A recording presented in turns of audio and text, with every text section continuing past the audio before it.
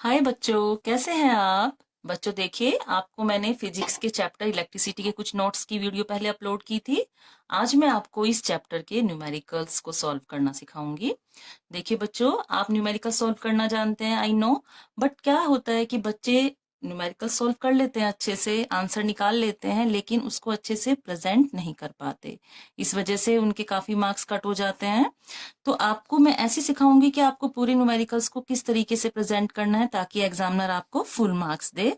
तो आपको full marks लेने हैं तो इस वीडियो को बड़े ध्यान से देखें और देखें कि किस तरीके से आंसर को शो किया जाता है, प्रेजेंट किया जाता है। देखिए पहला numerical, how much work is done in moving a charge of 2 coulomb from a point at 118 volts to a point at 128 volts? क्या पूछा है हमसे? हमसे पूछा है कि 2 कूलम्ब चार्ज को 118 वोल्ट से 128 वोल्ट तक ले जाने में कितना वर्क डन होगा, कितना काम किया जाएगा। तो इसको सॉल्व करने के लिए देखिए, सबसे पहला स्टेप हमारा क्या होगा। सबसे फर्स्ट स्टेप में जो जो वैल्यूज हमें दी हुई हैं उनको हम जॉट डाउन करेंगे। देखिए हमें क्या दिया हुआ है यहाँ पर, हमें दिया है इलेक्ट्रिक चार्ज। इलेक्ट्रिक चार्ज को किससे डिनोट करते हैं? क्यू से। Electric charge Q is equal to 2 coulomb.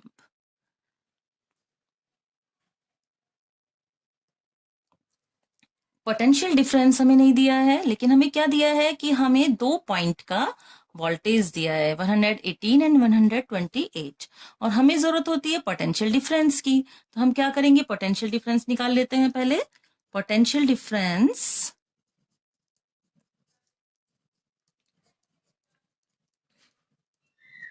किससे डिनोट करते हैं? कैपिटल वी से। Is equal to 128 minus 118, that will be 10 volt. ठीक है, अब हमको क्या निकालना है यहाँ पे? Work done. तो हम लिखेंगे work done, it is denoted by capital W is equal to question mark, because हमको वर्क डन निकालना है। अब हम बढ़ते हैं अपने फॉर्मूले की तरफ, that is potential difference is equal to work done upon charge। अब इनके सिंबल से इनको शो कर देंगे, V is equal to W upon Q। अब जो जो वैल्यू हमें मालूम है उनको हम पुट करेंगे। हमें V का वैल्यू मालूम है पोटेंशियल डिफरेंस की, दैट इज 10 वोल्ट। W हमको मालूम करना है, उसको एज इट इज लिख देते हैं। और Q इलेक्ट्रिक चार्ज हमें पता है कितना है, 2 कूलम्ब, दैट्स 2। अब यहाँ पे क्या होगी, 10 और 2 की क्रॉस मल्टीप्लाई हो जाएगी, तो W हमारा आ जाएगा 10 इंटू 2 इक्वल टू 20 जूल्स। देखिए बच्चों, अगर आप यहाँ पे पूरा जूल्स लिखेंगे तो आपको फुल मार्क्स मिलेंगे। एग्जामिनर को दिखेगा कि हाँ, बच्चे को सब कुछ मालूम है, अच्छे से जानता है बच्चा सारी वैल्यूज, सारी यूनिट्स, और आपको फुल मार्क्स मिलेंगे। तो इसलिए आप इसको पूरा पूरा लिखें, 20 जूल्स। और लास्ट में लिखना ना भूलें कि हमने क्या सॉल्व किया है, वो जरूर बताएंगे। हैंस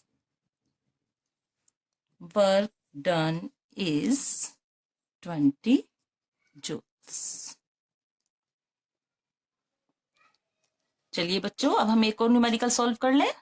देखो, what is the potential difference between the terminals of a battery if 250 joules of work is required to transfer 20 coulomb of charge from one terminal of battery to the other?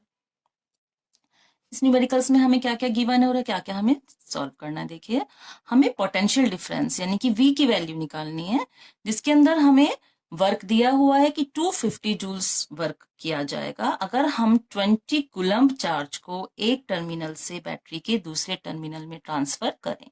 यानी कि battery के एक terminal से दूसरी terminal पर 20 coulomb charge हमें transfer करने के लिए 250 जूल्स वर्क करना पड़ता है। तो उस बैटरी का पोटेंशियल डिफरेंस यानी कि वोल्टेज कितना होगा। इसको सॉल्व करने के लिए सबसे पहले हम क्या करेंगे, जो जो वैल्यूज हमें दी हुई इनको जॉट डाउन कर लें।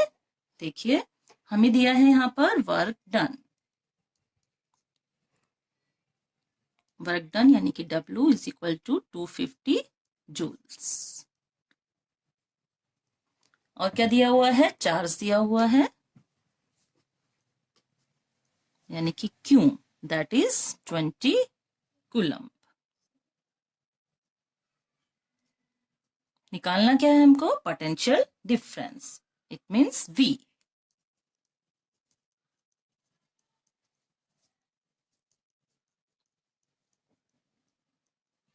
ये हमको सॉल्व करना है। अब हम क्या करते हैं, सीधा अपना चलते हैं फॉर्मूले की तरफ। What is our formula, that is potential difference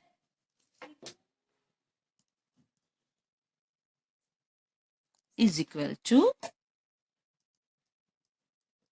work done upon charge,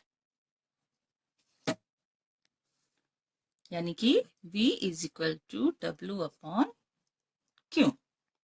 अब वैल्यूज पुट कर दें, W कितना था आपका 250 and Q was 20।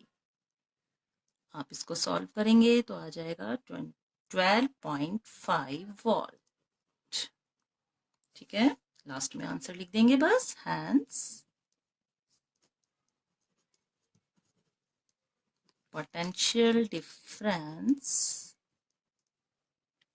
is 12.5 volt. देखिए एक और न्यूमेरिकल देखते हैं, इसमें क्या बोला है, an electric bulb draws a current of 0.25 ampere for 20 minutes, calculate the amount of electric charge that flows through the circuit. यहाँ पर हमें एक बल्ब के बारे में बताया है कि वो 20 मिनट अगर उसको हम ऑपरेट करते हैं तो वो 0.25 एम्पियर करंट ड्रॉ करता है, लेता है। हमें बताना है कि इस टाइम के अंदर कितना इलेक्ट्रिक चार्ज फ्लो करेगा सर्किट में। ओके, तो सबसे पहले हम वैल्यूज को जॉट डाउन कर लें। देखिए करंट, हमें इलेक्ट्रिक करंट कितना दिया हुआ है, current I is equal to 0.25 ampere. अब देखते हैं टाइम, टाइम को T से शो करते हैं, दैट इज 20 मिनट्स। अब क्या होता है, हमारा टाइम मिनट्स में लिया जाता है सेकंड में, सेकंड में, तो हम 20 मिनट्स को सेकंड में कन्वर्ट कर लेंगे। It's very easy, 1 minute is equal to 60 second, तो इसलिए 60 से मल्टीप्लाई कर देंगे, 20 इंटू 60, 1200 सेकेंड्स। हमें निकालना क्या है, आप हमें निकालना है charge, Q is equal to question mark. अब फॉर्मूला लिख लेते हैं, इलेक्ट्रिक करंट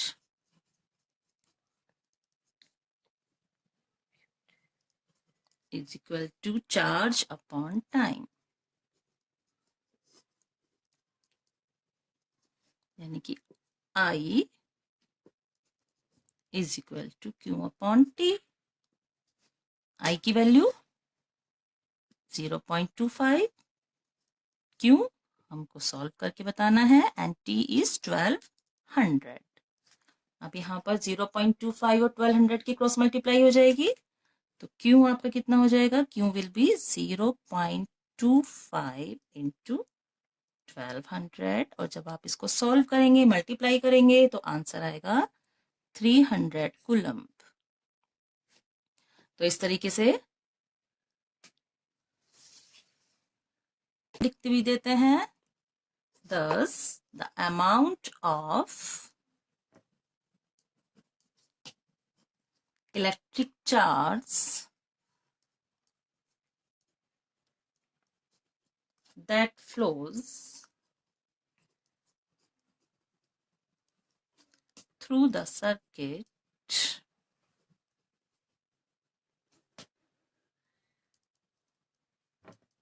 is 300 coulombs। चलिए अब हम एक और न्यूमेरिकल की ओर बढ़ते हैं। If the charge on an electron is 1.6 into 10 to the power minus 19 coulomb, how many electrons should pass through a conductor in 1 second to constitute 1 ampere current? देखिए हमें यहाँ पे इलेक्ट्रॉन पे चार्ज दिया हुआ है, हम वैसे जानते हैं, हमको मालूम है कि एक इलेक्ट्रॉन पर कितना चार्ज होता है, 1.6 इंटू 10⁻⁻19 कूलम्ब। अब इन्होंने कहा कि अगर किसी कंडक्टर में 1 सेकंड के लिए 1 एम्पियर करंट फ्लो हो तो उतना टाइम में कितने इलेक्ट्रॉन पास होंगे उस कंडक्टर से। तो इसके लिए हमें क्या पता होना चाहिए, हमें डेफिनेशन जो हमने पढ़ी थी इलेक्ट्रिक करंट की वो हमें याद हो तो बहुत अच्छा रहेगा। तो उसको हमें लिखना जरूरी है यहाँ पर। तो पहले हम वही लिखते हैं, we know that 1 coulomb charge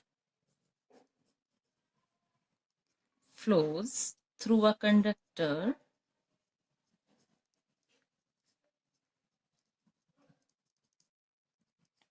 in 1 second if 1 ampere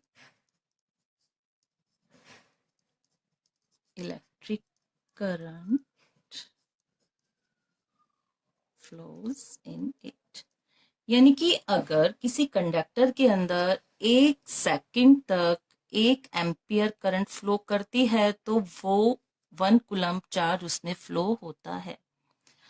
अब हमें यही बताना है कि इस 1 कूलम्ब चार्ज को फ्लो करने में कितने इलेक्ट्रॉन पास हो रहे हैं। तो देखिए हम यहाँ पर यूनिटरी मेथड का यूज करेंगे जो आप मैथ्स में यूज करते हैं। तो हम यहाँ पे कह सकते हैं कि जो टोटल हमारा चार्ज होगा वो 1 कूलम्ब होगा। ठीक है, अभी पहले देख लेते हैं कि हमें क्या क्या गिवन है। हमें गिवन है टाइम 1 सेकेंड, हमें गिवन है करंट 1 एम्पियर और हमें गिवन है चार्ज ऑन 1 इलेक्ट्रॉन।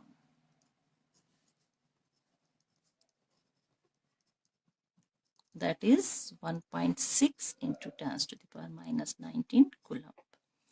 अब हमने देख लिया कि कितना चार्ज फ्लो करेगा, 1 कूलम्ब चार्ज फ्लो करेगा। तो हम यूनिटरी मेथड का यूज करते हुए देखते हैं कि 1.6 into 10⁻⁻19 coulomb charge is carried by 1 electron. और हमारा कितना चार्ज है, हमारा है 1 कूलम्ब चार्ज। तो 1 कूलम्ब चार्ज कितने इलेक्ट्रॉन्स लेके जाएंगे,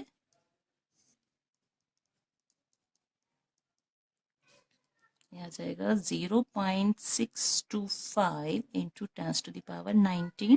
अब हम क्या करते हैं, हम डेसिमल को हमेशा पावर नोटेशन में शो करते हुए एक डिजिट के बाद शो करते हैं। तो ये हो जाएगा 6.25 इंटू 10⁻18।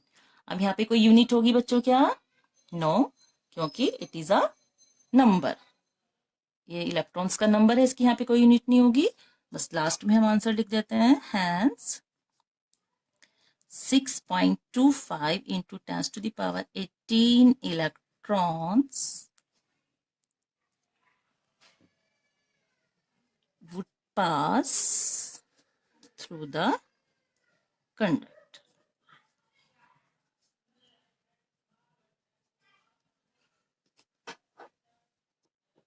अब देखिए numerical number 5। A flash of lightning carries 10 coulomb of charge which flows for 0.01 second. What is the current? If the voltage is 10 megavolt, what is the energy?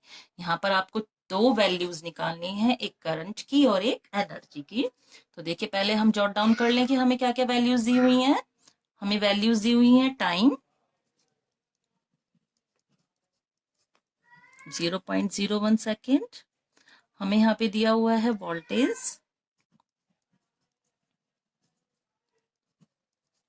10 megavolt. इसको हम कन्वर्ट कर लेंगे वोल्ट में, mega में कितना होता है 10⁶, यानी कि 10 इंटू 10⁶ वोल्ट। हम साइड में लिख सकते हैं 1 megavolt is equal to 10⁶ volt.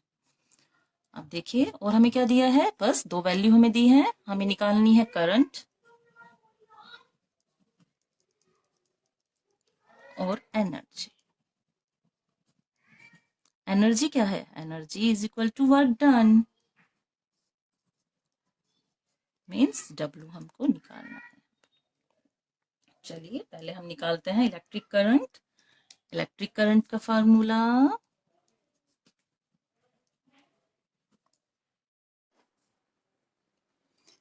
Is equal to charge upon time. Charge कितना गिवन है हमें, देखो कितना था 10 कूलम्ब, तो 10 अपॉन टाइम 0.01 सेकेंड। तो 0.01 को हम क्या करेंगे, डेसिमल हटाएंगे इसका, तो ऊपर 2 जीरो, यानी कि हमारा ये आ गया 1000 एम्पियर इलेक्ट्रिक करंट। हमारे पास करंट आ गया है, हमारे पास वोल्टेज भी है। अब हमें क्या निकालना है, एनर्जी। एनर्जी को हमने क्या बताया था, energy is equal to work done, यानी कि जितना वर्क डन होगा वही एनर्जी होगी। ठीक है, तो हमारे पास वर्क डन का फॉर्मूला है क्या, हमें पता है क्या फॉर्मूला है हमारा, work done is equal to voltage into charge, यानी कि W is equal to V into Q। V हमारा कितना था, 10 मेगा वोल्ट था, जिसको हमने वोल्ट में कन्वर्ट कर लिया था, तो 10 इंटू 10 टू पावर 6 वोल्ट। तो यहाँ पे यही वैल्यू पुट कर देते हैं, 10 इंटू 10 टू पावर 6 वोल्ट। क्यों हमें कितना दिया हुआ था, 10 कूलम्ब, 10 हो गया, तो ये हमारा मल्टीप्लाई करके आ गया 100 इंटू 10 टू पावर 6 जूल। इसको हम ऐसे भी लिख सकते हैं, क्योंकि हम इसको हम चेंज करना चाह रहे हैं किसमें, मेगा जूल में। तो मेगा जूल में, 1 मेगा जूल में कितना हो जाएगा, 1 मेगा जूल किसके इक्वल होगा, 10 टू पावर 6 जूल के। और हमारा ये कितना है, 100 इंटू 10 टू पावर 6 जूल। तो ये कितना हो जाएगा कन्वर्ट होके, 100 मेगा जूल। जैसे मेगा वोल्ट में 10 की पावर 6 थी, ऐसे ही मेगा जूल में भी 10 टू पावर 6 है। तो यहाँ पर हमारा वर्क डन, यह कह सकते हैं हमारी एनर्जी कितनी हो गई, 100 मेगा जूल। तो हम लास्ट में लिखेंगे 10 the energy is 100 mega joule. देखिए बच्चों, एक क्वेश्चन नंबर 6 देखिए क्या बोला है इसमें। एक इलेक्ट्रिक सर्किट है जिसके अंदर 24 वोल्ट की बैटरी कनेक्ट किया हुआ है और 60 ओम का रजिस्टर लगाया हुआ है। पूछा है कि उसमें कितना करंट फ्लो करेगा। ठीक है, तो हम देखते हैं, वेरी इजी क्वेश्चन, बहुत आसान क्वेश्चन है। इसमें हमें क्या क्या गिवन दिया है उसको हम जॉट आउट कर लेते हैं पहले। पोटेंशियल डिफरेंस, यानी कि जिसको हम वोल्टेज भी बोलते हैं, दैट इज 24 वोल्ट। और क्या दिया हुआ है देखिए बच्चों, रेजिस्टेंस, यानी कि आर। आर कितना है आपका, 60 ohms। तो हम लिख लेते हैं बच्चों, यहां पर लिख लेते हैं हम रेजिस्टेंस, दैट इज 60 ohms। अब हमें निकालना क्या है कि सर्किट में कितना करंट फ्लो करेगा। तो it means current means I, हमको सॉल्व करना है। ठीक है, अब बहुत आसान है बच्चों, देखिए हमने ओम्स लॉ पढ़ा है, तो उसी से ये होगा आपका, अकॉर्डिंग टू ओम्स लॉ हम लिख लेते हैं, अकॉर्डिंग टू ओम्स लॉ। क्या था बच्चों Ohm's law, R is equal to V upon I. Value put कर लेते हैं, v की वैल्यू 24, आई आपको सॉल्व करना है, आर कितना गिवन है 60 ओम। अब देखिए हमने सॉल्व किया तो i इज इक्वल टू हो गया 24 अपॉन 60। अब जब हम इसको सॉल्व करेंगे, डिवाइड करेंगे, तो हमारी वैल्यू आ जाएगी 0.4 एम्पियर। तो हम कह सकते हैं कि इस सर्किट में कितना करंट फ्लो करेगा, 0.4 एम्पियर। लिख लेते हैं हम इसको, लास्ट में लिखना चाहिए, thus 0.4 ampere current will flow in the circuit।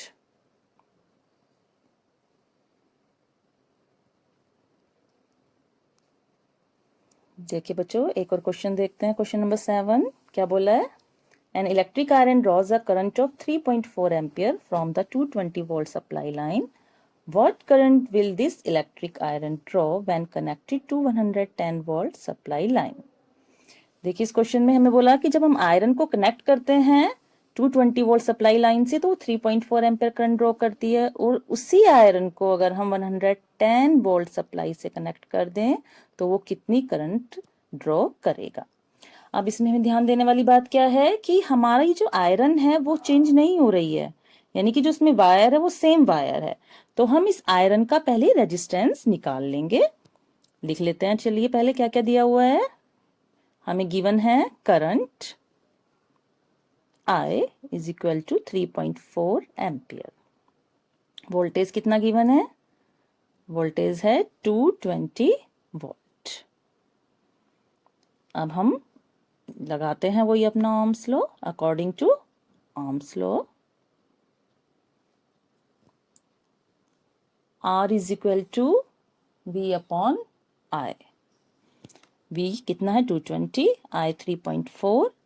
जब आप इसको सॉल्व करेंगे तो आंसर आ जाएगा 64.7 ओम। अब देखिए बच्चों, हमें इसी आयरन को 110 वोल्ट सप्लाई से कनेक्ट करना है, ठीक है। यानी कि हमारी आयरन चेंज नहीं हो रही है, तो हमारा जो रेजिस्टेंस आया है अभी वायर का 64.7 ओम, ये ही हमारा रेजिस्टेंस यूज होगा अब इलेक्ट्रिक करंट को निकालने के लिए, क्योंकि 110 वोल्ट सप्लाई से हमने कनेक्ट किया है। हमने आयरन को वही वाली आयरन ली है, कोई चेंज ही नहीं किया है, तो हमारा रेजिस्टेंस वही यूज होगा। तो अब देखते हैं वोल्टेज कितनी लगानी है हमें वोल्टेज लगानी है 110 वोल्ट।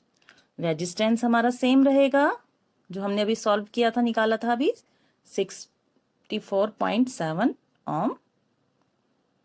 और अब हमें क्या निकालना है, आई यानी कि इलेक्ट्रिक करंट। फिर से हम वही लगाएंगे ohms law. According to ohms law R is equal to V upon I। Values put करते हैं, R 64.7, V 110 एंड I हमको निकालना है, सॉल्व करना है। तो I is equal to 110 upon 64.7। तो हम इसको सॉल्व करेंगे तो हमारा आंसर आएगा 1.7 एम्पियर।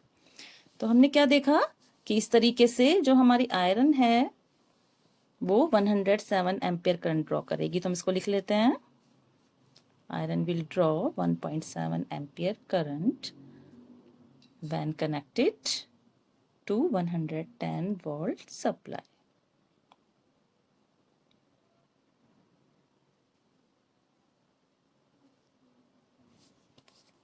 ठीक है बच्चों, अब समझ आ गया कि हमारा R यही रहेगा, R को हमें चेंज नहीं करना है।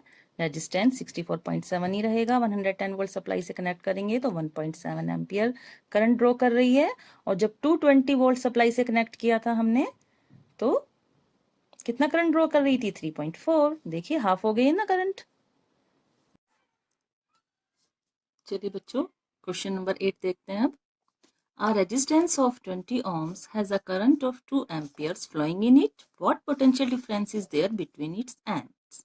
यानी कि इसमें हमें बताया गया है कि एक रेजिस्टेंस है 20 ohms का, उसमें 2 एम्पियर करंट फ्लो कर रहा है। हमें बताना है कि इस रेजिस्टेंस के जो एंड पॉइंट्स हैं उनके बीच में कितना पोटेंशियल डिफरेंस होगा। ठीक है बच्चों, तो हम पहले जॉट डाउन कर लेते हैं क्या क्या हमें गिवन है। देखिए गिवन क्या है, गिवन है रेजिस्टेंस यानी कि R is equal to 20 ohms, और हमें क्या गिवन है, current. Current means I that is 2 ampere, और आपको निकालना है वोल्टेज या हम कह सकते हैं पोटेंशियल डिफरेंस V। ये हमें सॉल्व करना है।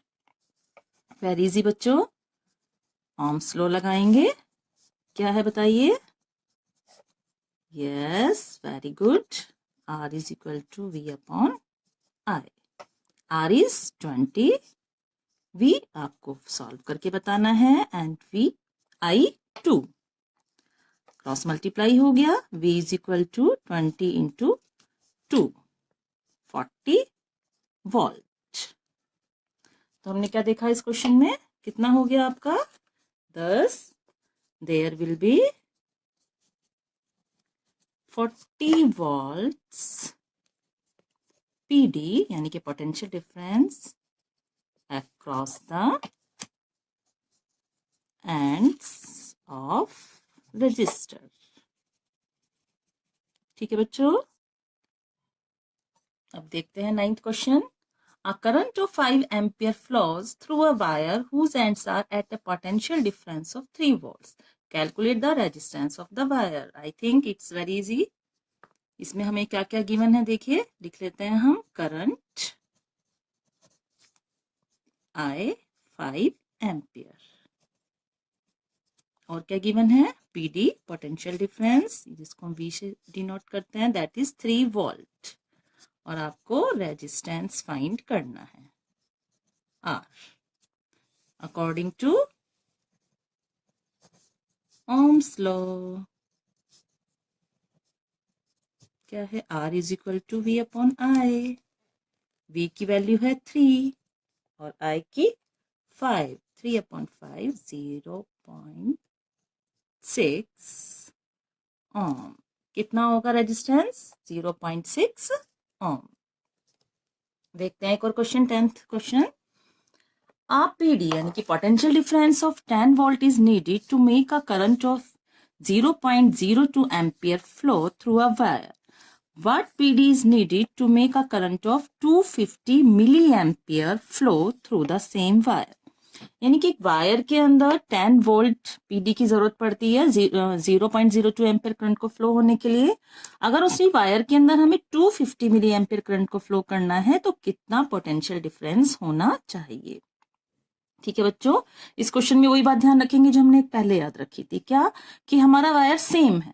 वायर सेम है तो उसका रेजिस्टेंस सेम होगा, वो चेंज नहीं होगा। यानी कि हमारा जो वायर है, क्योंकि वो चेंज नहीं हो रहा है, सेम वायर हम यूज कर रहे हैं, तो हम क्या करेंगे, पहले केस में आर निकाल लेंगे, वायर का रेजिस्टेंस निकाल लेंगे। जब हमारे पास रेजिस्टेंस आ जाएगा तो फिर हम उसका पोटेंशियल डिफरेंस निकाल सकते हैं।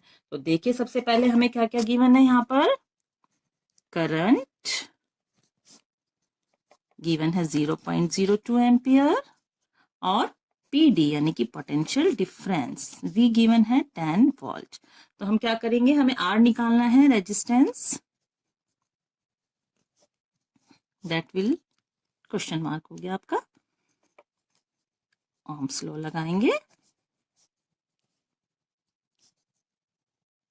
Are is equal to V upon I, very simple, 10 upon 0.02। तो ये आपका कितना आ जाएगा सॉल्व करके, 500 ओम। अब क्या होगा, यही वायर हमारा यूज होगा फिर से वापस, लेकिन अब उसमें कितना करंट हमें भेजना है, 250 मिली एम्पियर।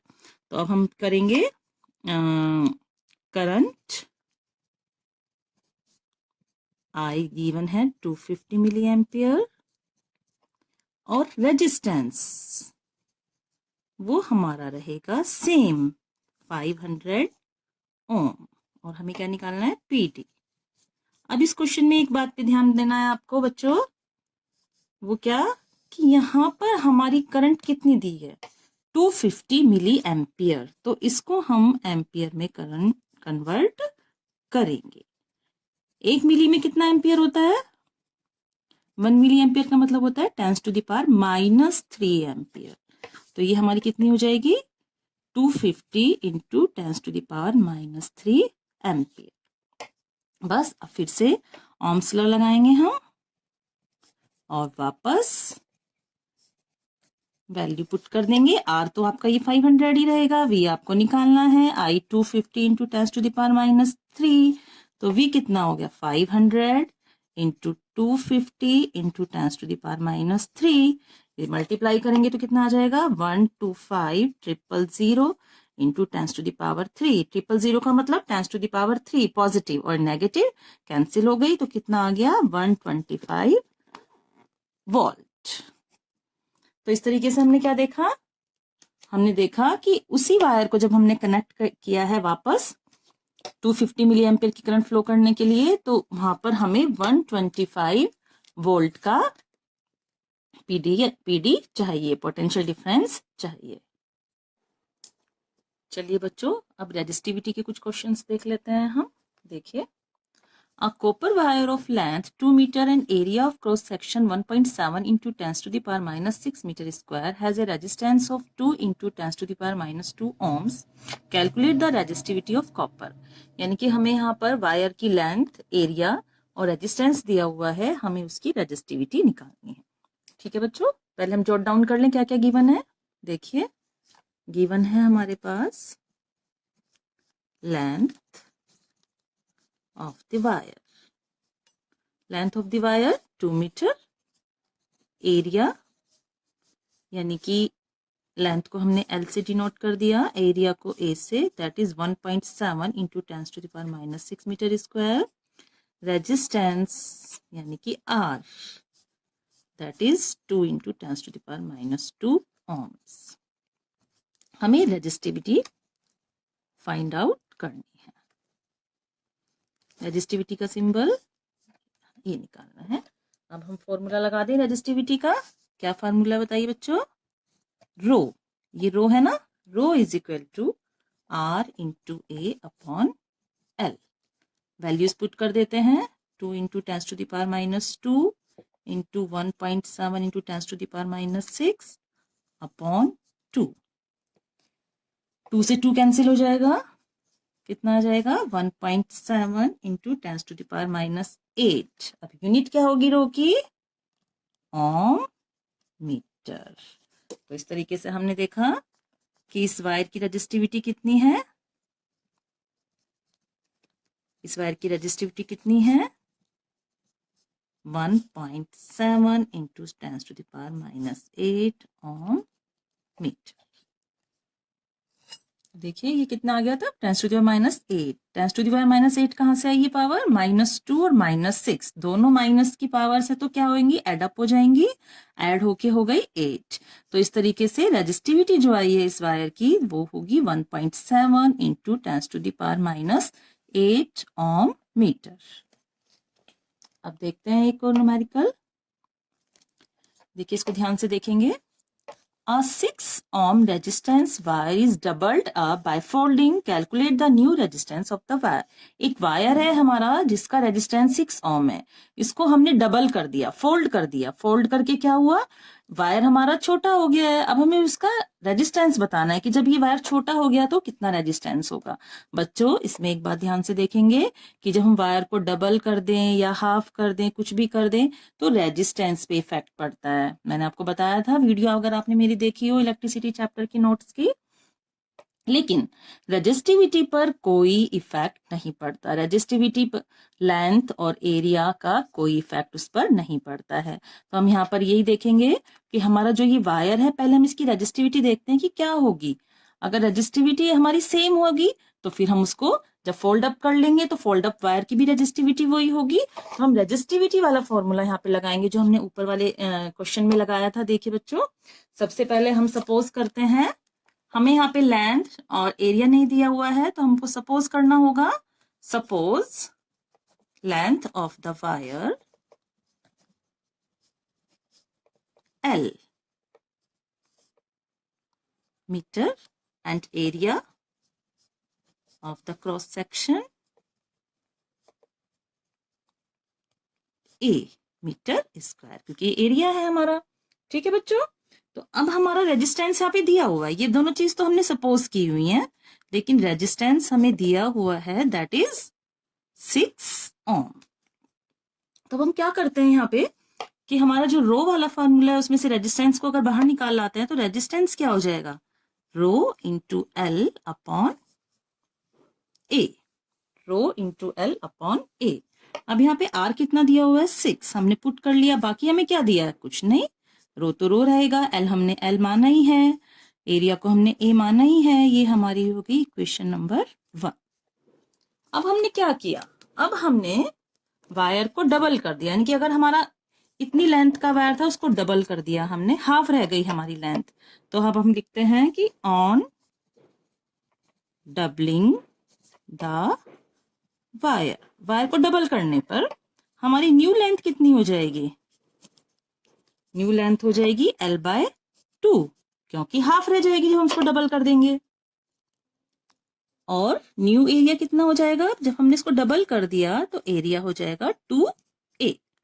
अब हमें बताइए बच्चों रेजिस्टेंस कितना रहेगा उसका, तो हमें सॉल्व करना है।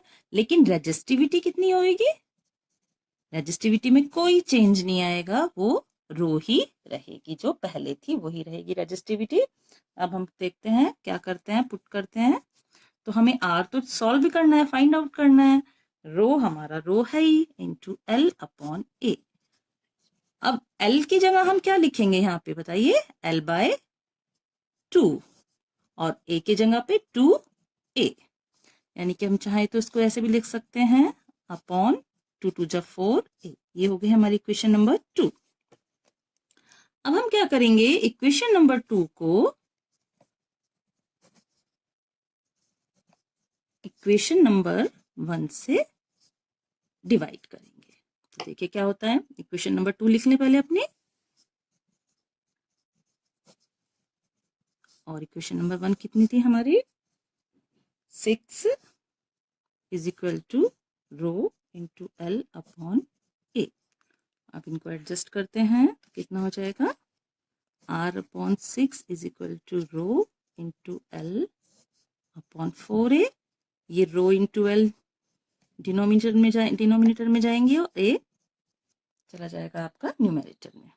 अब रो से रो कैंसिल, एल से एल कैंसिल, ए से ए कैंसिल, तो R upon 6 is equal to 1/4। Cross multiply किया, 4r is equal to 6, r is equal to 6/4। तो ये आपका कितना आ गया, 1.5 ओम। तो हमने क्या देखा, नया रेजिस्टेंस कितना हो जाएगा, हमने देखा new resistance will be 1.5 ohm on doubling the wire, on doubling the wire. चलिए बच्चों, अब हम एक और क्वेश्चन देखते हैं। देखिए ये पावर और एनर्जी पे बेस्ड है, पावर एनर्जी वाले क्वेश्चंस देखेंगे अब हम। A torch bulb is rated 5 volt and 0.5 ampere. Calculate its power, resistance and the energy consumed if this bulb is lighted for 4 hours. यानी कि एक बल्ब है जिसके ऊपर लिखा हुआ है 5 वोल्ट और 0.5 एम्पियर। हमें इसकी पावर बतानी है कितनी होगी, रेजिस्टेंस कितना होगा, और अगर इस बल्ब को 4 घंटे के लिए लाइट किया जाए, जलाया जाए, तो वो कितनी एनर्जी कंज्यूम करेगा। It's a important question, CBSE 2013 में पूछा गया बोर्ड एग्जाम में। तो इसको देखते हैं बच्चों क्या करना है हमें। सबसे पहले हम बताएंगे कि यहाँ पर बल्ब को क्या रेटिंग दी हुई है।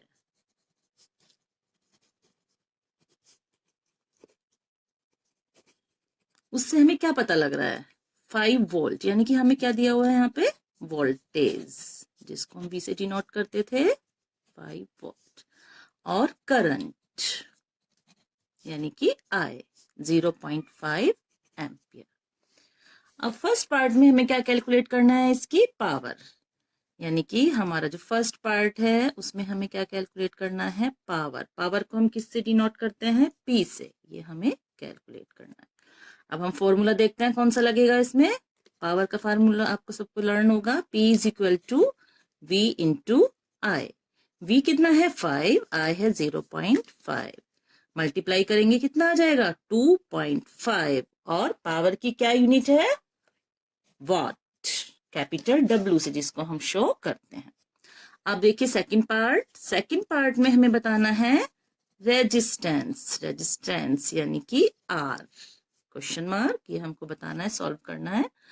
अब हम इसको, बहुत इजी है, हमने इसके बहुत सारे क्वेश्चन किए हैं ओम्स लॉ पे बेस्ड, तो ओम्स लॉ से हमारा ये निकल आएगा। क्या कहता है ohm's law, R is equal to V upon I. V कितना है 5 अपॉन 0.5। आप इसको सॉल्व करेंगे तो कितना आ जाएगा 10 ओम। तो हमने इसके 2 पार्ट सॉल्व कर लिए। अब एक और पार्ट बचता है जिसमें हमें बताना है एनर्जी कंजप्शन, यानी कि एनर्जी कितना कंज्यूम होगा अगर हम 4 घंटे के लिए इस बल्ब को जलाएंगे। तो एनर्जी कंज्यूम्ड के लिए हमारा फॉर्मूला याद है आपको बच्चों, एनर्जी को किससे डिनोट करते थे हम, ई से, तो यानी कि हमें यहाँ पे ई निकालना है, और ई क्या है हमारा, E is equal to P into T. P यानी कि पावर, T टाइम, कितने टाइम के लिए हम उसको जला रहे हैं। आप बच्चों यहाँ पे ध्यान रखेंगे बहुत इंपॉर्टेंट बात कि एनर्जी जब आप निकालेंगे तो टाइम को आप आर में लेंगे, यहाँ सेकंड में नहीं लिया जाएगा, आर में लिया जाएगा। और हमें आर्स में ही दिया हुआ है, इसलिए कोई चेंज करने की जरूरत नहीं है, सीधा वैल्यू पुट करनी है। P अभी कितना आया था हमारा फर्स्ट पार्ट में 2.5, और कितने टाइम के लिए हम उसको जला रहे हैं बल्ब को, 4 घंटे के लिए, तो इंटू 4, 2.5 इंटू 4 यानी कि आपका आ गया ये 10 वॉट आवर। इसको आप ऐसे भी लिख सकते हैं पूरा 10 वॉट आवर, या फिर लिख सकते हैं 10 W, W means what, H यानी कि R, 10 वॉट आवर। तो तीनों पार्ट हमने सॉल्व कर लिए। हमने बता दिया पावर, पावर हमारी आई है 2.5 वॉट, रेजिस्टेंस ये आया है हमारा 10 ओम, और थर्ड पार्ट क्या था, एनर्जी कंजप्शन, वो आया है 10 वॉट आवर। तीनों पार्ट सोल्व हो गए बच्चों, समझ आ गया होगा आपको अच्छे से। चलिए एक और क्वेश्चन देखते हैं हम। देखिए बच्चों, in a household 5 tube lights of 40 watt each are used for 5 hours and an electric press of 500 watt for 4 hours every day. Calculate the total energy consumed by the tube light and press in a month of April. ये question CBSE में board exam में 2006 में पूछा गया था। देखिए बच्चों, यहाँ क्या बताया हमसे और क्या पूछा गया है। हमें बताया है कि एक घर के अंदर 5 ट्यूब लाइट्स को जलाया जा रहा है 5 घंटे के लिए, जो 40 वॉट की है। तो हम इसको अंडरलाइन कर लेते हैं थोड़ा सा। कितने घंटे के लिए कंज्यूम कर रही है वो लाइट, 5 आवर्स के लिए। और एक प्रेस यूज की जा रही है 500 वॉट की 4 आवर्स के लिए एवरी डे, यानी कि डेली इतना कंजप्शन उस घर में होता है। कितना कितना, 5 ट्यूब लाइट्स जलाई जाती हैं 40 वॉट वाली 5 आवर्स के लिए, और एक 500 वॉट की आयरन, इलेक्ट्रिक आयरन 4 आवर्स के लिए। हमें बताना है कि ये ट्यूबलाइट और प्रेस दोनों मिलकर कितना इलेक्ट्रिसिटी कंज्यूम करेंगी in the month of April, April के मंथ में। तो अप्रैल के मंथ में कितने डेज होते हैं बच्चों बताइए। Yes, 30 days. तो हम पहले 1 डे का निकालते हैं इलेक्ट्रिसिटी कंजप्शन, उसके बाद फिर 30 डेज का निकालेंगे। पहले हम लेंगे ट्यूबलाइट्स का कंजप्शन कितना कर रही है और फिर प्रेस का। तो देखिए स्टार्ट करते हैं हम। सबसे पहले एनर्जी कंज्यूम्ड बाय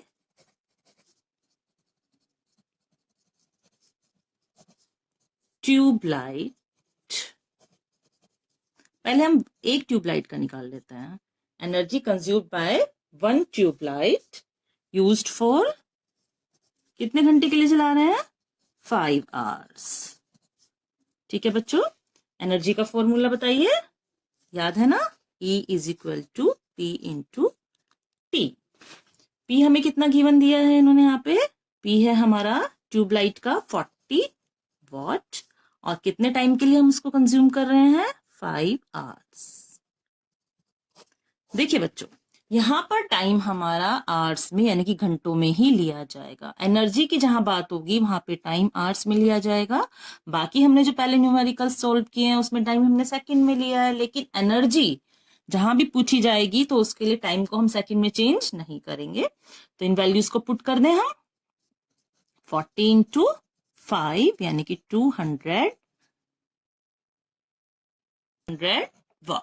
ये हमारा एक ट्यूबलाइट का कंजप्शन आ गया, और हमारी ट्यूबलाइट कितनी है, 5, तो हम लिख लेते हैं 4 5 ट्यूबलाइट्स। कितना हो जाएगा, मल्टीप्लाई हो जाएगी 1000 वॉट। ठीक है बच्चों, अब ये जो हमारा 1000 वॉट आया है इसको हम कन्वर्ट करेंगे 1000 वॉट आर, सॉरी बच्चों ये लिखना रह गया था यहाँ पे, इसको हम करेंगे किसमें चेंज करेंगे, इसको हम किलोवाट आवर में। तो कितना हो जाएगा, 1 किलोवाट आवर। ठीक है, अब हम देखते हैं एनर्जी कंजप्शन बाय प्रेस, यानी कि इलेक्ट्रिक प्रेस जो है हमारी। तो अब लिखते हैं energy consumed by electric press. Electric press का हमें P यानी कि पावर कितना दिया हुआ है, 500 वॉट, और कितने टाइम के लिए हम इसको चला रहे हैं, 4 आवर्स के लिए इसको हम यूज कर रहे हैं। तो यहाँ पर भी सेम वही फॉर्मूला आपका रहेगा, E is equal to P into T. P हमारा यहाँ पे 500 टाइम 4 आवर्स 2000 वॉट आवर। इसको भी हम चेंज कर लेते हैं किसमें, किलोवाट आवर में, तो हम लिख सकते हैं 2 किलोवाट आवर। अब देखिए दोनों का हमने निकाल लिया, ट्यूबलाइट का और इलेक्ट्रिक प्रेस का। अब दोनों का कंजप्शन हमने एक एक दिन का निकाला है, ठीक है। तो एक दिन में टोटल कितना कंजप्शन हो गया दोनों का मिला के, energy consumed by tube light and press in 1 day, 1 + 2 यानी कि 3 किलोवाट आवर। ये हमारा एक दिन का कंजप्शन आया और हमसे पूछा है in the month of April. April में कितने डेज हो जाएंगे, 30 डेज। तो हम लिख सकते हैं डेज इन अप्रैल 30। तो अब हम एनर्जी कंज्यूम निकाल लेंगे 30 डेज का। एनर्जी कंज्यूम्ड इन 30 डेज क्या करना होगा, सीधा मल्टीप्लाई, वेरी इजी, 30 × 3 यानी कि 90 किलोवाट आवर आपका एनर्जी कंज्यूम होगी in the month of April. अब क्वेश्चन नंबर 15 देखते हैं। How many 40 watt 220 volt lamps can be safely connected to a 220 volt 5 ampere line. ये क्वेश्चन सीबीएसई में 2014 और 15 दोनों में पूछा गया है। देखिए काफी इंपॉर्टेंट क्वेश्चन है।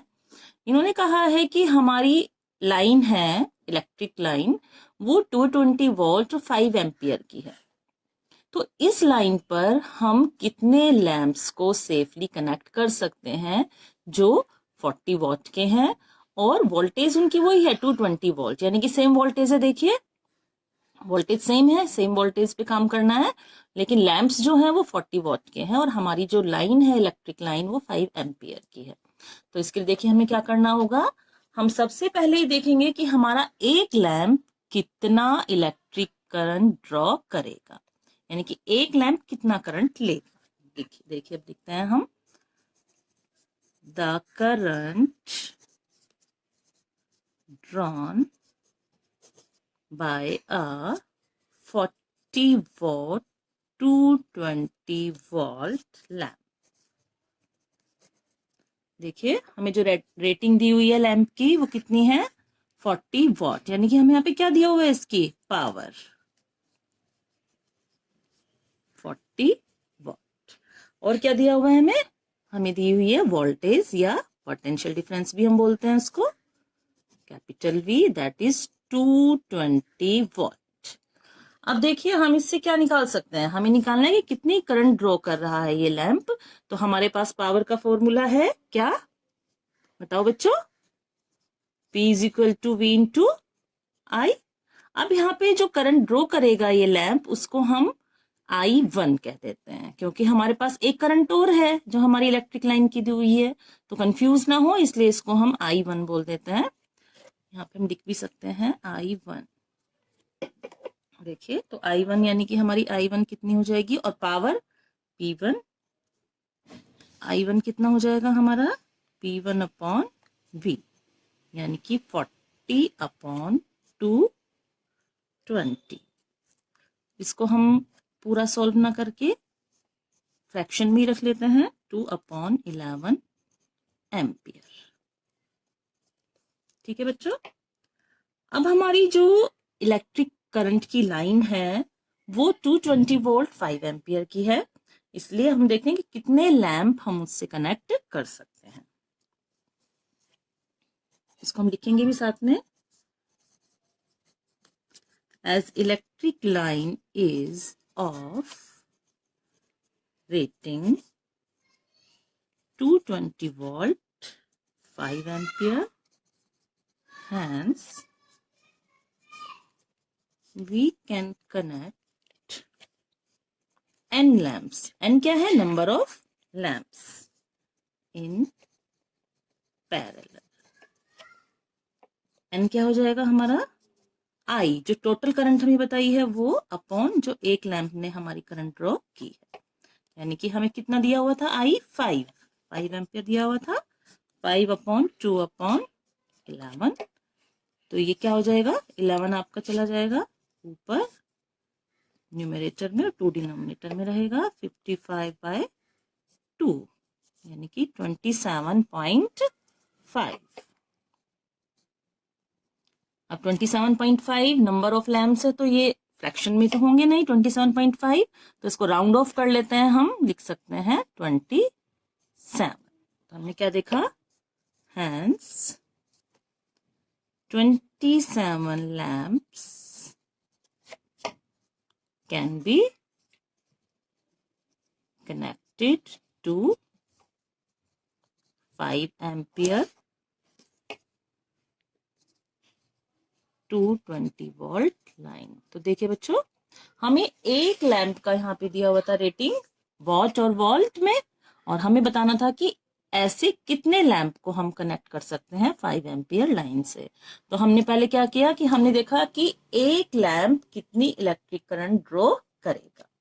पावर दी हुई थी हमें, वोल्टेज दी हुई थी, तो हमने निकाल लिया 2/11 एम्पियर करंट ड्रॉ करेगा हमारा एक लैंप। टोटल हमारी करंट कितनी थी, 5 एम्पियर, तो उससे हमने नंबर ऑफ लैंप्स निकाल लिए, जो कितने आए हैं, 27। तो ऐसे हम कह सकते हैं कि इस लाइन से 27 लैंप्स को कनेक्ट किया जा सकता है। क्वेश्चन नंबर 16 देखिए, an electric kettle of 2 kilowatt works for 2 hours daily. Calculate the energy consumed in SI unit and commercial unit. Cost of running it in the month of June at a rate of ₹3 per unit. देखिए important question है, 2013 में पूछा गया है।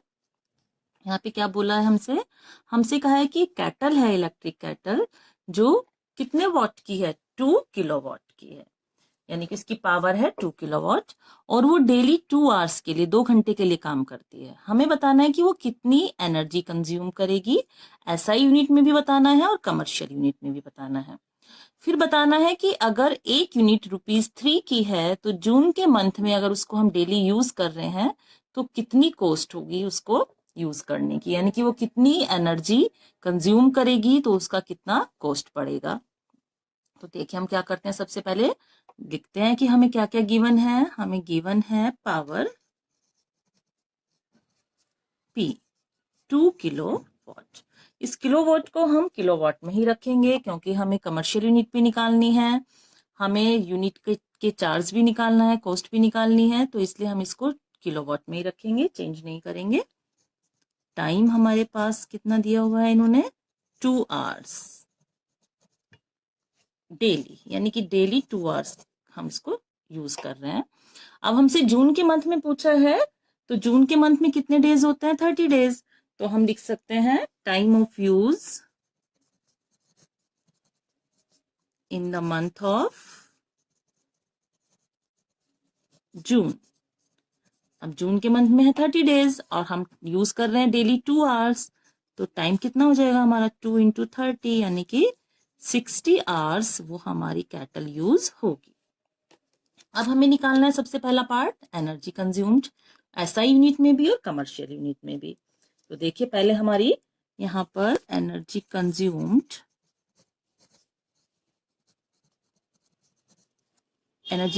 यानी कि आपका E is equal to P × T। P कितना दिया है, 2, टाइम है 60, तो ये हो गया 120 किलोवाट आवर, क्योंकि हमारा P किलोवाट में था, टाइम आवर्स में है, तो 120 किलोवाट आवर्स हो गया हमारा ये। और ये ही हमारी कमर्शियल यूनिट है, ये हमारी क्या है, कमर्शियल यूनिट, क्योंकि कमर्शियल यूनिट हम किलोवाट आवर में लेते हैं, तो ये हमारी कमर्शियल यूनिट में एनर्जी कंज्यूम कितनी हो गई, 120 किलोवाट आवर, या इसको हम 120 यूनिट्स भी कह सकते हैं। जो हमारे मीटर में यूनिट्स आती है ना बच्चों, हर मंथ हमारा इलेक्ट्रिसिटी का हमारा बिल आता है, तो उसमें यूनिट लिखा होता है कि कितनी यूनिट हमने इलेक्ट्रिसिटी कंज्यूम की है, तो इसको हम यूनिट्स भी बोल सकते हैं। अब हमें बतानी है एनर्जी एसआई यूनिट में। तो एसआई यूनिट में हमें क्या पता है, हमें पता है कि SI यूनिट क्या है आपकी, एनर्जी की SI यूनिट क्या है, जूल। ठीक है, और हमें ये भी पता है कि 1 किलोवाट आवर जो होता है वो 3.6 इंटू 10⁻⁶ जूल्स के इक्वल होता है। और यहाँ पर हमारा कितना था, 120 किलोवाट आवर, तो मल्टीप्लाई हो जाएगी,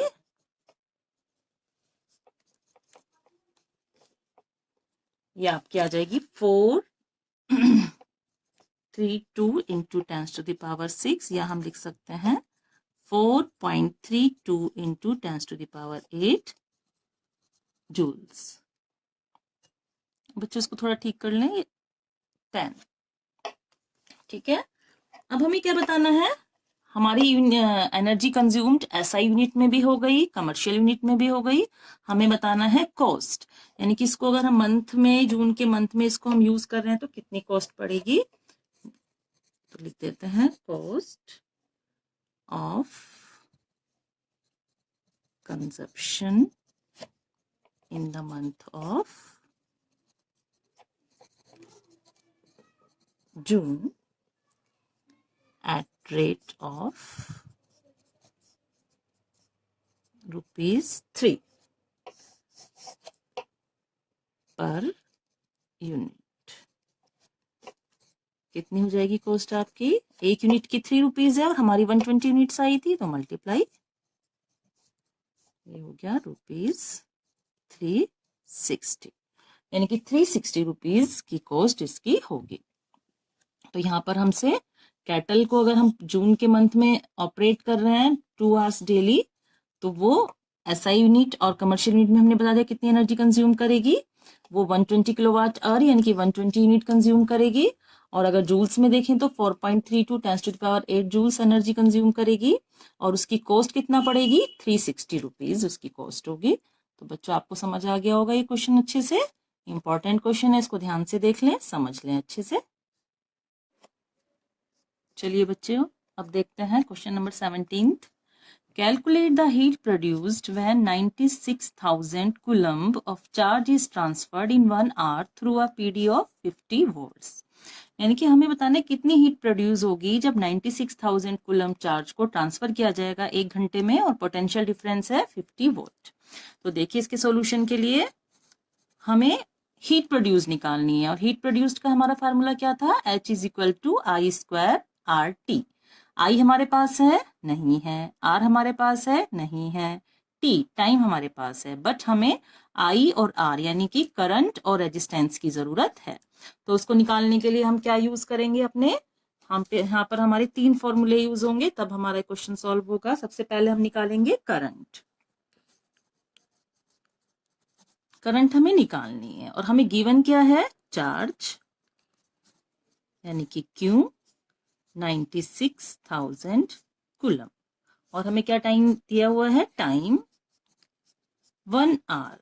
हमें टाइम लेना होता है सेकंड में, इसलिए हम इसको लिख लेते हैं 60 × 60 सेकंड, क्योंकि 1 आवर में कितनी सेकंड होंगी, 60 × 60 3600 सेकंड्स होंगी।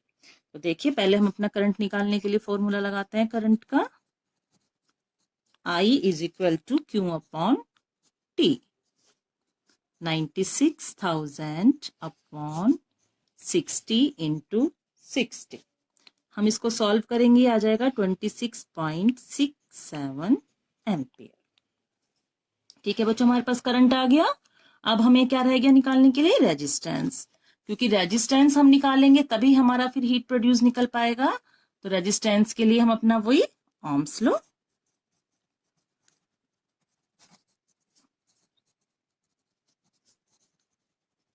R = V/I।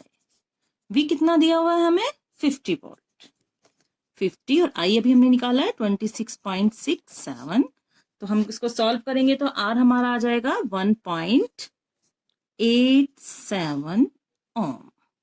हमारे पास R भी आ गया, रेजिस्टेंस भी आ गया, हमारे पास करंट भी आ गया। अब हम हीट प्रोड्यूस इजिली निकाल सकते हैं, because heat produced H = I² × R × T। I हमारा कितना था, 26.67, 67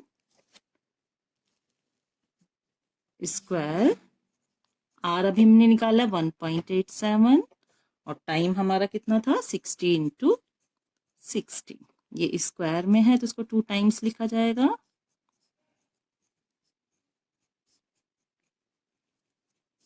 इंटू 60 इंटू 60। अब इस सबको हम आपस में जब मल्टीप्लाई करेंगे तो हमारा आंसर आ जाएगा 4788,400 जूल। चाहे तो हम इसको किलो जूल में भी लिख सकते हैं। किलो जूल में लिखेंगे तो कितना हो जाएगा 1000 से डिवाइड 4788.4 किलो जूल। तो इस तरीके से हम कह सकते हैं कि कितना हीट प्रोड्यूस हुआ। हीट कितना प्रोड्यूस हुआ? Heat produced is 4788.4 kilo joule. देखिए question number 18। A heating coil has a resistance of 200 ohm. At what rate will heat be produced in it when a current of 2.5 ampere flows through it? यानी कि हमें coil दिया हुआ है, heating coil, जो जिसका resistance 200 ओम है। इन्होंने पूछा है कि कितनी हीट प्रोड्यूस होगी अगर उसके अंदर 2.5 एम्पियर करंट जाए, तो उसका रेट क्या होगा, किस रेट पर हीट प्रोड्यूस होगी। अब रेट का मतलब यहाँ पे हम क्या लगाएंगे, टाइम हमें यहाँ पर नहीं दिया है, लेकिन वो टाइम क्या होगा हमारा सेकंड, क्योंकि रेट का मतलब होता है पर सेकंड। तो कितना हीट प्रोड्यूस होगी, हीट की हमारी यूनिट क्या रहती है, जूल। तो कितनी जूल हीट पर सेकंड प्रोड्यूस होगी। तो बहुत इजी क्वेश्चन है, हम फॉर्मूले में लगाएंगे, निकल आएगा। देखिए पहले हमें दिया क्या है, हम वो लिख लेते हैं। हमें दिया है resistance R is equal to 200 ohm. हमें करंट दिया है I 2.5 एम्पियर। टाइम हमें क्या दिया है बताइए, टाइम हम लेंगे यहां पर 1 सेकेंड। हीट प्रोड्यूस निकालनी है यानी कि H। फॉर्मूला लिख लेते हैं direct, I square into R into T. आपको लर्न होगा फार्मूला जरूर। मैंने जो फॉर्मूलेज की वीडियो डाली है उसको भी ध्यान से देख लें एक बारी, सारे फॉर्मूले हैं उसके अंदर, लर्न कर लें। अब वैल्यूज पुट कर देते हैं। आर आपका कितना था 200 और टी 1। 2.5 का स्क्वायर यानी कि 2.5 इंटू 2.5 इंटू 200 इंटू 1। जब आप इसको सॉल्व करेंगे, मल्टीप्लाई करेंगे, तो ये आ जाएगा आपका 1250 जूल पर सेकेंड। यानी कि कितनी करंट हीट प्रोड्यूस होगी, 1250 जूल पर second heat will be produced. अगर पूछते कितनी हीट प्रोड्यूस होगी तो 1250 जूल, लेकिन उसका रेट क्या होगा, किस रेट पर प्रोड्यूस होगी, तो इसलिए इसकी यूनिट क्या हो जाएगी, जूल पर सेकेंड। अब देखते हैं next question. 100 joules of heat is produced per second in a 4 ohm resistor. What is the potential difference across the resistor? यानी कि कितना हीट प्रोड्यूस हो रही है, 100 जूल्स पर सेकेंड, यानी कि टाइम हमारा 1 सेकेंड हो गया और 4 ओम का रजिस्टर है, तो पोटेंशियल डिफरेंस कितना होगा। ठीक है, अभी हमने ऊपर जो क्वेश्चन किया था उसमें देखो हमारे पास क्या था, वहां पर आई, आर और टी तीनों था, आर भी था हमारे पास, लेकिन यहाँ पर हमारे पास आर नहीं है और हमको पोटेंशियल डिफरेंस निकालना है। तो क्या करें हम, देखिए इसके लिए हम क्या करते हैं, पहले लिख लेते हैं क्या क्या दिया हुआ है हमें। हीट प्रोड्यूस यानी कि H हमें दी हुई है 100 जूल्स। ठीक है, रेजिस्टेंस दिया हुआ है 4 ओम। ठीक है, अब देखते हैं, हमें पता ही है फॉर्मूला, हमें पीडी निकालना है।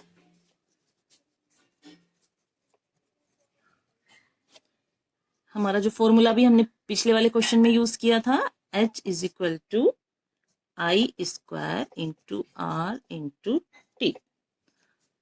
H में कितना दिया है 100, आई है हमारे पास नहीं, ये हमको फाइंड आउट करना है, क्योंकि अगर हमारा आई निकल आएगा तो उससे फिर हमारा पोटेंशियल डिफरेंस भी निकल आएगा। इसमें टाइम भी हम लिख लेते हैं। टाइम कितना दिया था हमें?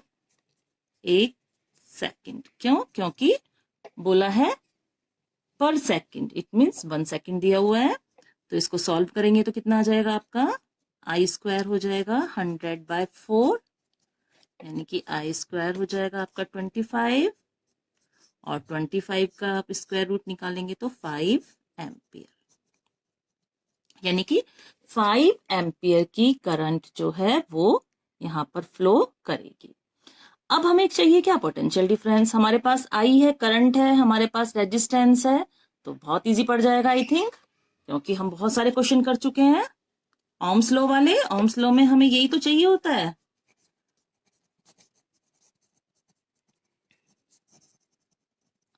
ओम्स लॉ में हमें क्या जरूरत पड़ती है? R = V/I। हमारे पास R है, हमारे पास I है, तो हम V निकाल लेंगे बिना किसी दिक्कत के।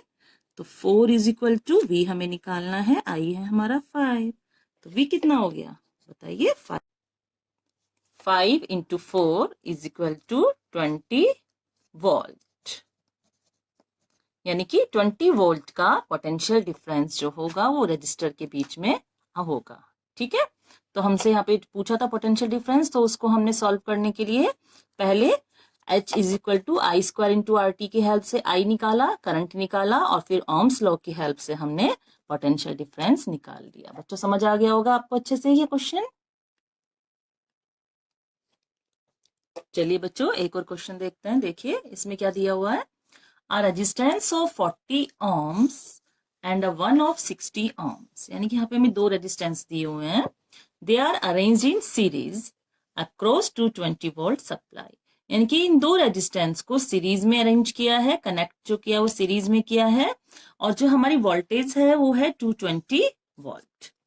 Find the heat produced in joules by this combination of resistance in half a minute, यानी कि जो ये हमारा कॉम्बिनेशन है ये कितनी हीट प्रोड्यूस करेगा हाफ मिनट में, वो हमें बतानी है, जूल्स में बतानी है। ठीक है, तो देखिए सबसे पहले हम क्या करेंगे। हमें दो रेजिस्टेंस दिए हुए हैं, पहले हम इनका रिजल्टेंट रेजिस्टेंस निकालेंगे, और किस में है? ये सीरीज में है। तो सीरीज का आपको पता ही है कैसे निकालते हैं, मैंने आपको सिखाया हुआ है पहले। चलिए देखते हैं। R1 हमारा पहला रेजिस्टेंस कितना है? 40 ओम।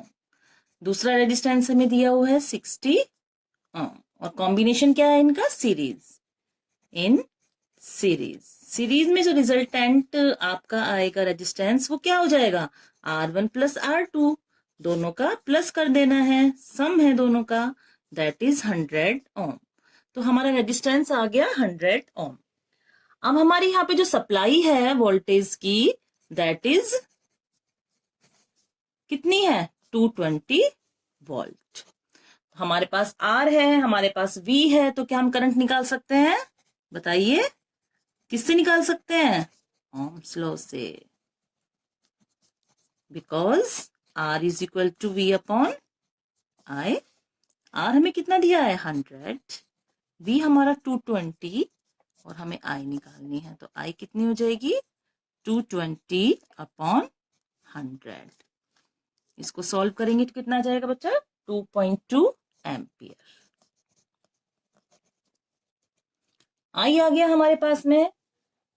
हमें निकालना हीट प्रोड्यूस्ड। हीट प्रोड्यूस में हम वही अपना पुराना फार्मूला लगाएंगे, H = I² × RT। आई है हमारे पास, R है हमारे पास, और T भी हमारे पास है, लेकिन वो मिनट में है, कोई बात नहीं, उसको हम सेकंड में चेंज कर लेंगे।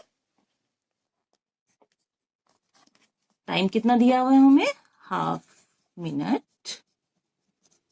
1 मिनट में कितनी सेकंड होती हैं?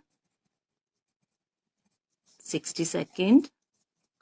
हमें यहाँ पे टाइम सेकंड में लेना होगा, क्योंकि हमें हीट किस में निकालनी है? जूल्स में। जूल्स पर सेकंड होती है हमारी, तो इसलिए सेकंड में निकालना होगा। और हाफ मिनट में कितनी हो जाएगी? 60/2, 30 सेकंड। अब हम हीट प्रोड्यूस निकाल सकते हैं इजिली अपना फॉर्मूला लगा के। H I² × R × T। आई कितना निकाला था हमने? 2.2 एम्पियर। R हमारा 100, और टाइम 30, 2.2 स्क्वायर है इसलिए 2 बारी लिखेंगे इसको, इंटू 100 इंटू 30, और जब आप इसको मल्टीप्लाई करेंगे तो 14520.00, यानी कि ये हो गया 14520 जूल्स। बच्चों समझ आया? हमें 2 रेजिस्टेंस दिए हुए थे सीरीज में, और सीरीज वाले रेजिस्टेंस का सम क्या रहेगा 100 ओम, वोल्टेज दिया हुआ था 220, तो इन दोनों की हेल्प से हमने ओम्स लॉ लगा के अपनी करंट निकाल ली कि 2.2 एम्पियर की करंट जो है वो इसके अंदर फ्लो करेगी। अब हमें हीट प्रोड्यूस निकालनी है, तो हमें हीट का फॉर्मूला भी हमने पीछे भी 2 बार 3 बार यूज किया है, आई स्क्वायर इंटू आर टी, और इसमें हमने सारी वैल्यूज पुट कर दी। टाइम को हमें सेकंड में लेना है, इसलिए हाफ मिनट में कितनी सेकंड हो गई 30 सेकंड, और सारी वैल्यूज पुट करके मल्टीप्लाई करके हमारा आंसर जो निकल के आया हीट प्रोड्यूस वो आ गया 14520 जूल्स। तो हम लिख सकते हैं hence 14520 joules heat will be produced। ये हमारा फाइनल आंसर हो गया।